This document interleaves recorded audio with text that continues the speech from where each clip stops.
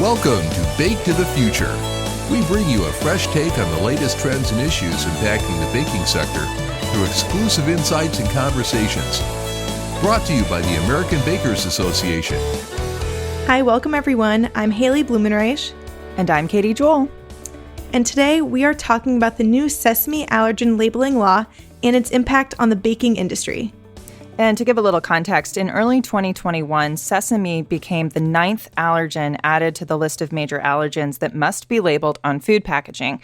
It's been 10 years since a major allergen has been declared in the U.S. The other 8 are dairy, wheat, eggs, peanuts, tree nuts, soy, fish, and shellfish. And Katie, I have certainly been noticing sesame on top and inside of many of the baked goods I've been encountering since learning about this new law, especially on bread, rolls, crackers, cookies, and more. To help us break it all down are Rasma Zvoners, Vice President of Regulatory and Technical Services at ABA. Welcome, Rasma. Good to be here. Thank you. And also joining us is Megan Meyer, Senior Vice President of Food Safety and Quality at CraftMark Bakery. She's also the co-chair of ABA's Food Technical Regulatory Affairs Professionals Group. Welcome, Megan. Thanks for having me. So I am excited to get into the meat of the conversation, and thankfully we have Rasma here to really drive it because Haley and I, believe it or not, are not regulatory experts. So what we're going to do is hand the mic over to Rasma in a little bit. But first, we have a few hardball questions that we like to ask. Megan, this is your first time on the show. We kind of have 2 questions, but I'll take one of them. I'll take the harder one. What's your favorite baked good? Oh, that is a tough one. So I've got a soft spot for donuts and definitely cookies. What type of cookies? Sesame cookies, perhaps?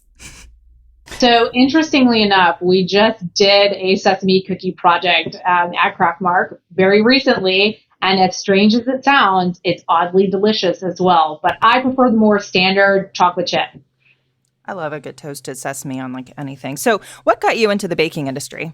So I started in the baking industry over 20 years ago. So I'm dating myself a little bit. I've spent my entire career there.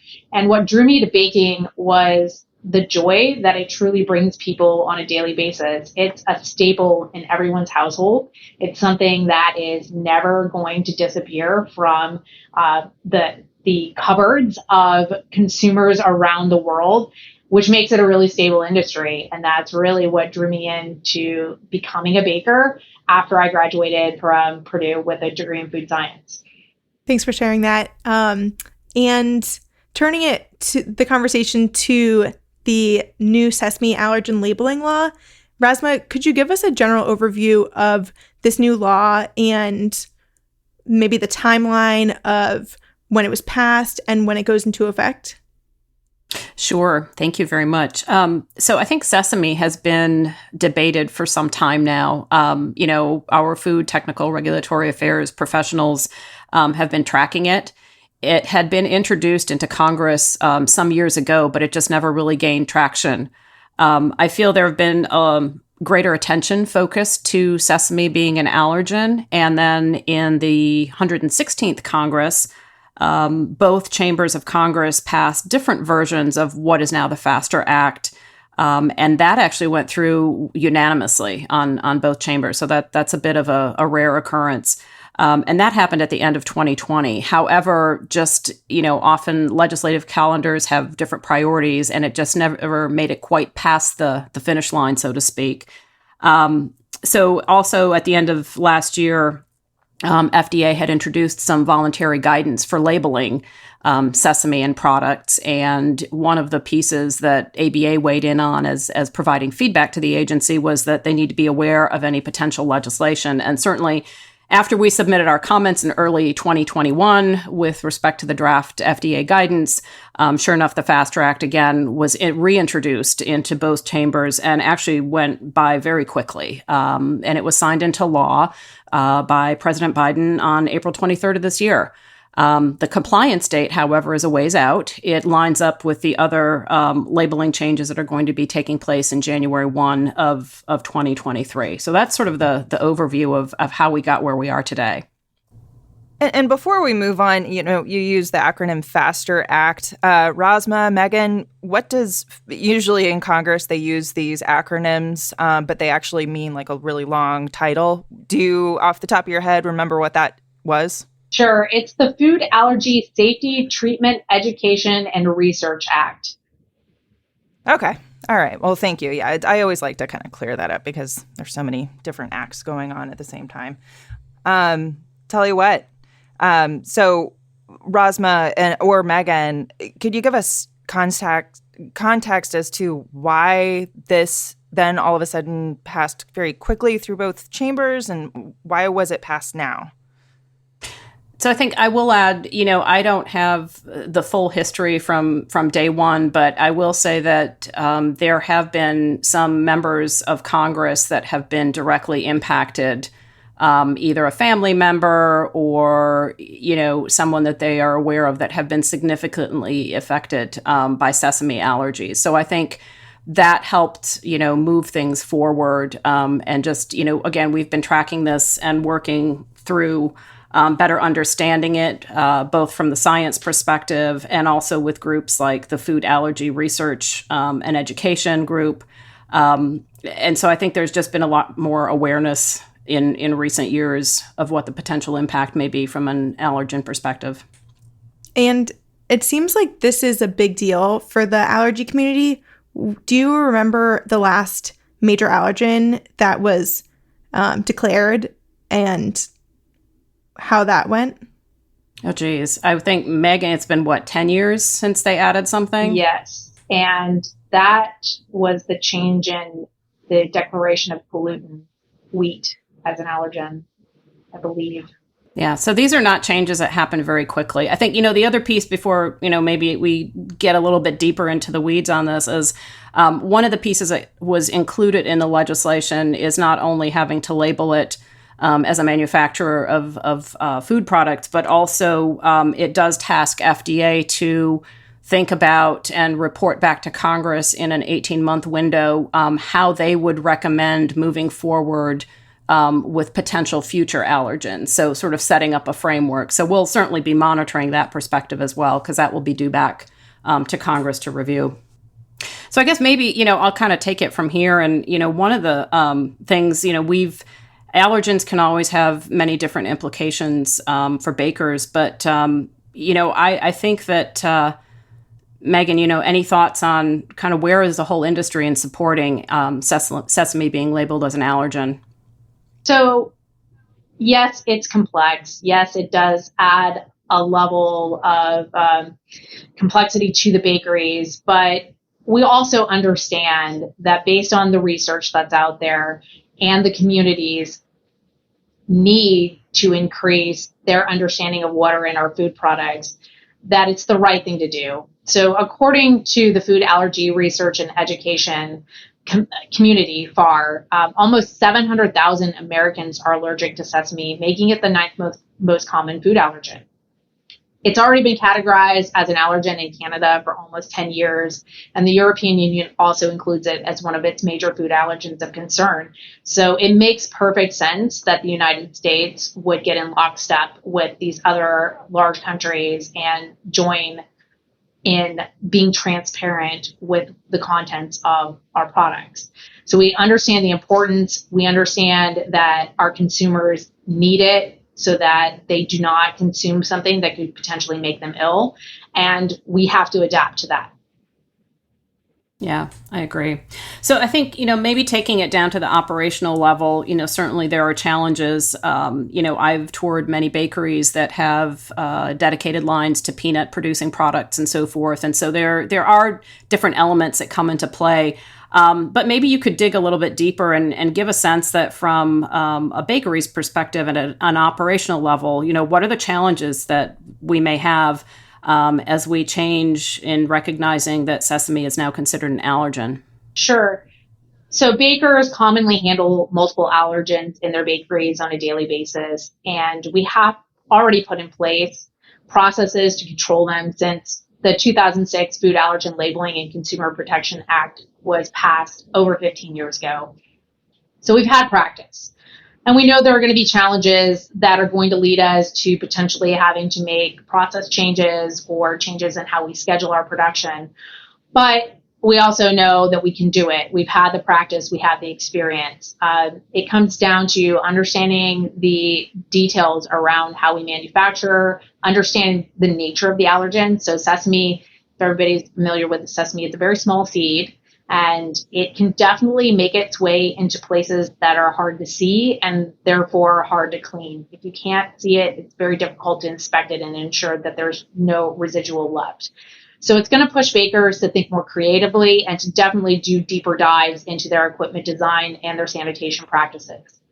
In addition, it's updating our labeling to be in compliance, to ensure that we're using that plain, clear language and that all ingredients that potentially contain sesame are very clear that sesame is present. So, for example, tahini. Tahini is a sesame product. If it was listed on the label right now, today, you could list it as tahini and not have to spell out that it contains sesame. Okay. So you talk about labeling because we always, have conversations and trying to line up some of these things. We had the nutrition facts label changes. We're now working towards the bioengineered regulation label changes. And so this is another change that the baker's label will have to face. What are the financial implications of something like that? How do you best structure, moving forward and trying to coordinate all of that? Sure. So the good news is we've got time. The compliance date is 2023. But that being said, many of our bakers purchase packaging in large quantities and therefore would like to use as much of it as possible before having to make a changeover. In addition, every time you touch a package, there's going to be a cost associated with doing that redesign and creating new plates to print new packaging. So although the lead time seems like it's adequate, bakers are going to have to get on it right now and start doing the work behind the scenes to update their labels so that they're ready for that 2023 compliance date. We've seen in the past that FDA has extended compliance dates based on feedback from the industry, so that may happen, but we definitely don't want to hold out and assume it will happen, so the work has to start now. Okay. So definitely thinking and lining it up with the other deadlines that you have coming in the future. Absolutely. Yeah. So I know one of the other things, often when you purchase a baked good, you look at the label, or at least I do, having worked working in the baking sector. You often see these may contain statements when a product has been manufactured at a facility, say, for example, that has peanut product. How do you think bakers are going to use the may contain statements moving forward? Sure. Ultimately, it's going to be the decision of the individual companies on how they approach it. May contain statements are completely voluntary, and they don't preclude manufacturers from following strict allergen control programs to prevent that cross contact. So they have to be vigilant. They still have to do their allergen cleans. However, may contain statements are often viewed by allergenic consumers as helpful tools to make buying decisions. So there are consumers out there that are going to look at a package, and if they do not see that may contain statement, assume that perhaps the product was produced in a facility that has no sesame allergen at all and that there's zero risk. Companies may choose to give a warning and say, yes, we do have sesame in our building, so highly allergic consumers might want to avoid it. Okay. So again, it's kind of going back to, I think, one of the first points that you made about, better educating the American population about where those potential allergens may lie, so that if they are impacted, that they're making the right decisions for their families. We find that consumers prefer to have more information than less information. Agreed. So looking at, we're now, halfway through 2021, we have another, year and a half or so with the compliance date being January 1 of 2023. So what is your sense on, how are we going to get there? Is this going to create greater angst, some stress and concerns as we work towards the 2023 deadline? Yeah, I do think there are going to be some concerns. Some of the larger organizations are going to be going through and identifying whether some of their products may need to have formula changes if they choose to actually formulate away from using sesame in some products, whether they can segregate certain production lines so that they produce products that contain no sesame versus having to do allergen changeovers. There may be equipment that has to be purchased, pans, things like that, so that there's true segregation between non-sesame and sesame products. So the bakers have a lot of things to think about on top of ensuring that the label changes that are required take place in a timely manner as well. And once those label changes start happening, as soon as a baker chooses to list sesame as an allergen on their product, even if it's not the 2023 compliance date, say they are ahead of the game and they get it done in 2022, they have to treat it as an allergen. And that means they have to do allergen cleans and everything that goes along with complying with the law. Yeah, I think, and you just reminded me of something. We recently had an opportunity through ABA's co-chairing of the Food Beverage Issue Alliance. We do quarterly meetings with FDA, and they actually had the person that's overseeing the sesame issue join real quickly. And they do plan to have some outreach public sessions virtually. We don't have any dates for that yet, but one of the issues was specifically around compliance and things such as, so I know that effective January 1, I need to label moving forward, but what if I already have product that may contain sesame that has a longer shelf life? How is that going to work in the commerce realm? So I do think they are planning to provide additional input and feedback from the regulator's perspective on what the expectations are as we move closer to January 2023. So hopefully that'll provide some additional guidance for bakers and others in the food sector. That is all such helpful information. As we're talking about this, I know that labeling is different for food packaging and for food service. What are the implications for food service in terms of this new sesame allergen labeling? So food service, if it's an individually packaged item that's being sold, it will have to comply. If it has an ingredient declaration on the package, it will have to have sesame listed as an allergen.